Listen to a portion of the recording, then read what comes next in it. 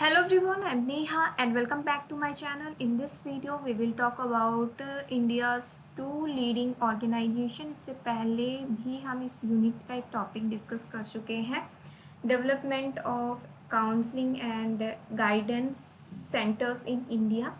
दोनों टॉपिक ही बहुत इंपॉर्टेंट है। अगर आपने मेरी प्रीवियस ईयर क्वेश्चंस की या फिर इम्पॉर्टेंट क्वेश्चंस की वीडियो देखी होगी, जिसका लिंक मैं डिस्क्रिप्शन में दे दूँगी, आप देख सकते हैं, जो कि आपके एग्ज़ाम के लिए हेल्पफुल होगा। तो वो दोनों टॉपिक ही इम्पॉर्टेंट हैं एंड एग्ज़ाम्स में आए हुए हैं। तो एज़ यू ऑल नो कि ये जो टॉपिक है इग्नू MPCE 023 इंटरवेंशंस इन काउंसलिंग का है। इस सब्जेक्ट से रिलेटेड जितने भी टॉपिक कवर्ड हैं उनका लिंक मैं डिस्क्रिप्शन में दे दूँगी, आप वहाँ से देख सकते हैं। ठीक है, सो टॉपिक स्टार्ट करने से पहले अगर मेरी वीडियो पसंद आए तो प्लीज़ लाइक कर देना, शेयर कर देना एंड मेरे चैनल पे नए हैं तो प्लीज़ मेरे चैनल को सब्सक्राइब कर देना फॉर मोर वीडियो। अगर आप लाइक शेयर एंड सब्सक्राइब करते हैं तो मुझे मोटिवेशन मिलता है ऐसे ही वीडियोस अपलोड करने का। ठीक है, so let's begin the topic. So India's two leading organisation है। फर्स्ट है department of mental health and social psychology, जिसको आप निम्हांस के नाम से भी जानते हैं, जो बेंगलोर में है। एंड सेकंड है the national council of educational research and training, जिसको इन शॉर्ट में NCERT कहते हैं। ठीक है, तो ये दोनों इनके लोगो हैं। ओके जी, अब हम वन बाय वन इसको डिस्कस कर लेते हैं। So department of mental health and social psychology in NIMHANS Bangalore के बारे में हम जान लेते हैं थोड़ा सा। ये सबसे पहले स्टार्ट हुआ था 1954 में as the department of psychology and human relations. इसमें ये बहुत ही ओल्डेस्ट एंड लार्जेस्ट डिपार्टमेंट है in national institute of mental health and allied neuro science. NIMHANS का ये फुल फॉर्म है, जो बेंगलोर में है। In tune with the guiding philosophy of NIMHANS, the department is engaged in clinical service and human resource development and research activities. ठीक है, जो department है has a section strength of 18 faculty members, 1 senior scientific officer and 2 junior scientific officers and 6 clinical psychologists and a teacher for the mentally challenged person. ठीक है, and जो यहाँ पर psychological intervention service provide की जाती है वो अडल्ट्स के लिए, चिल्ड्रंस के लिए, अडोलसेंट्स के लिए, couples as well as family के लिए भी प्रोवाइड की जाती है। ये अप्रोचेस जो यूटिलाइज होते हैं फॉर इंटरवेंशंस, उसमें होती है supportive cognitive behavioural emotion focus interpersonal and brief dynamic psychotherapies. ठीक है, ये थेरेपीज हैं, साइकोथेरेपीज हैं। And marital and family therapies को भी यूज़ किया जाता है and humanistic existential therapies. And next है behaviour modification as well as rehabilitation and cognitive retraining procedures भी यूज़ किया जाता है। ठीक है, in addition the department involved in providing various outreach services for mental health education awareness and training।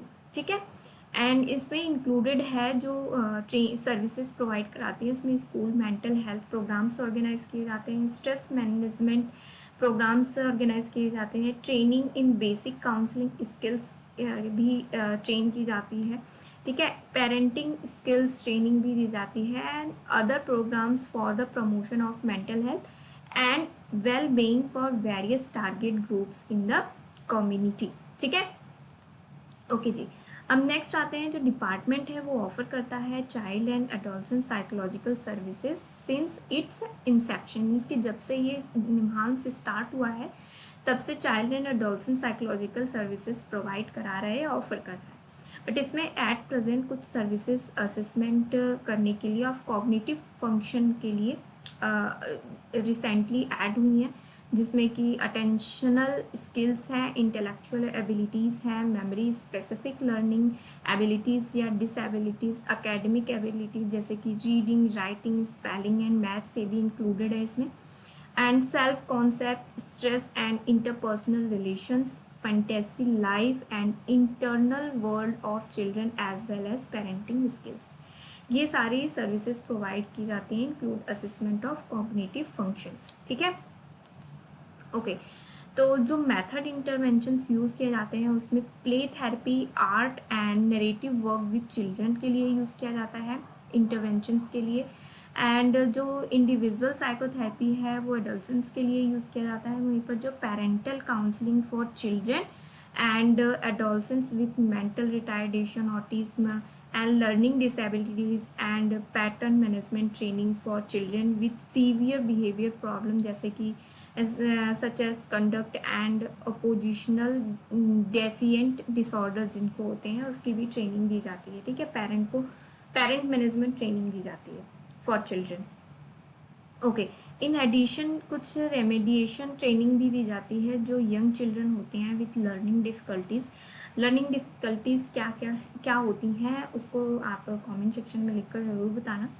And behavioural interventions भी दिए जाते हैं for children with attention deficient hyper activity disorder, जिसको इन शॉर्ट में ADHD के नाम से भी जाना जाता है।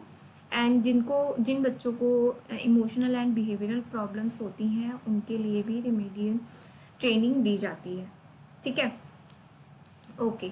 अब लास्ट ये पॉइंट है निम्हांस का कि इन एडिशन में यहाँ पर साइकोलॉजिकल सर्विसेज भी ऑफ़र की जाती हैं, जैसे कि school in terms of school mental health workshop organise कराई जाती हैं for teachers and parents to identify and deal with academic and psychological problems in children and अडोलसेंट्स।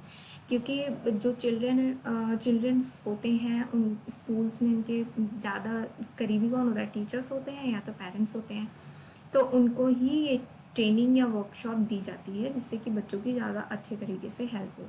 ठीक है, और प्रोग्राम जो होते हैं enhancing mental health of parents and children are also offer. ठीक है, जो एबव 7 ईयर्स या 6 ईयर्स के होते हैं बच्चे, उनको भी जो प्रोग्राम्स हैं वो प्रोवाइड किया जाता है। ओके, इसमें कुछ क्लिनिकल साइकोलॉजिकल सर्विसेज भी होती हैं, जैसे कि सब्सटेंस यूज़ बच्चे करते हैं और डिपेंडेंसी जो होती है बच्चों की इंडिविजुअली, उसमें साइकोलॉजिकल असेसमेंट वेरियस यूज़ किए जाते हैं, जैसे कि intelligence, personality and interpersonal relationship के लिए। अगर जहाँ पर नीड होती है वहाँ पर न्यूरो साइकोलॉजिकल असेसमेंट भी यूज़ किए जाते हैं। ठीक है, जैसे कि individual psychotherapy, marital family therapy, parental counselling, cognitive retraining and yoga, ये सब भी प्रोवाइड किया जाता है। ओके, ये सारे हमारे साइकोलॉजिकल इंटरवेंशंस के अंडर में आते हैं। ठीक है, अब आते हैं NCERT के अंडर में। NCERT भी बहुत छोटा टॉपिक है। ठीक है, आप लोगों को पता ही होगा वैसे कि NCERT जो है मीन्स की national council of educational research and training, जिसका फुल फॉर्म है। इसको इस्टेब्लिश किया गया था 1 सितंबर 1961 में। ये मैंने जब B.Ed किया था ना तब उसमें मैंने लर्न किया था, अभी तक मुझे याद था।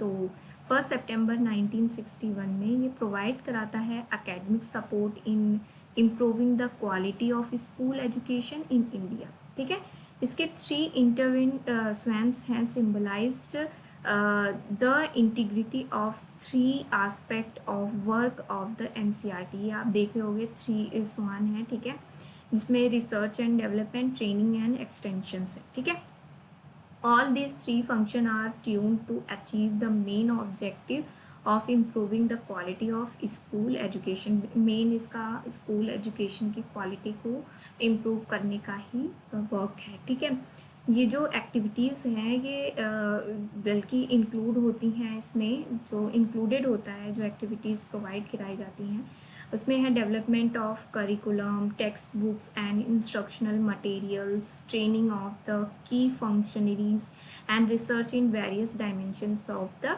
School education. आपने देखा होगा कि स्कूल से रिलेटेड ही है, जो करिकुलम है, टेक्स्ट बुक है, इंस्ट्रक्शनल मटेरियल्स हैं, ट्रेनिंग है, इसी से रिलेटेड इनका फंक्शन होता है। ठीक है, एक्टिविटीज़ करवाई जाती हैं टीचर्स के लिए एंड जो स्कूल्स होते हैं। तो यहाँ पर ना 2 डिपार्टमेंट दिए हुए हैं।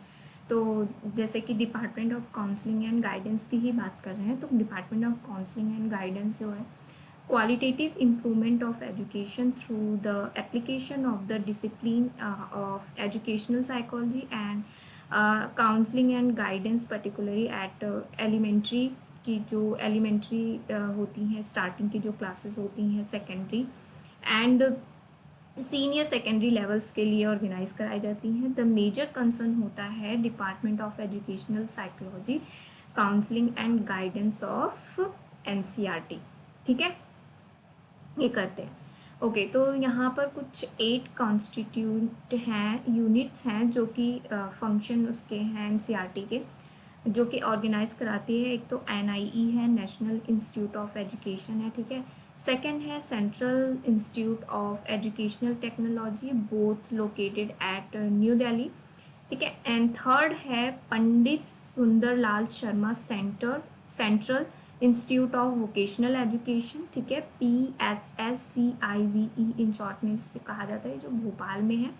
And 5 regional institute of education भी है, जैसे कि एक फर्स्ट अजमेर में है, सेकेंड यहाँ भोपाल, फिर भुवनेश्वर, मैसूर एंड शिलोंग, ठीक है। ये सारा मिला के आपको 8 हो जाएगा।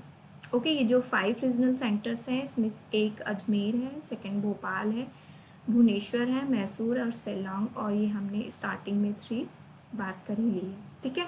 तो ये जो नेशनल इंस्टीट्यूट है ये ड्रॉ करते हैं on the expertise of as many as 600 members हैं of the faculty located in the network of its constituent units.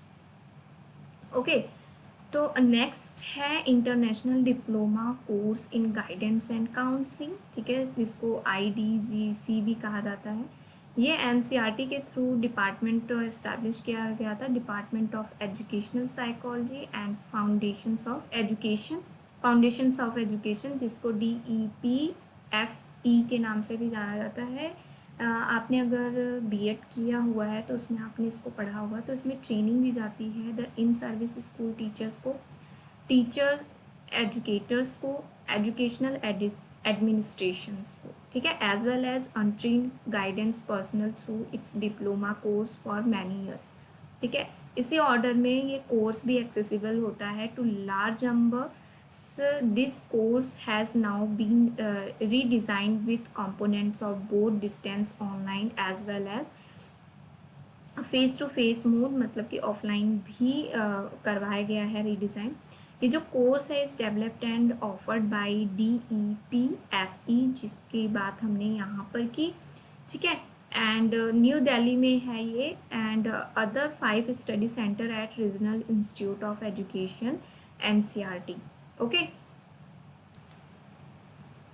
5 study centres at regional centre of education, जो NCERT ने भी अदर 5 स्टडी सेंटर्स भी establish किए हैं।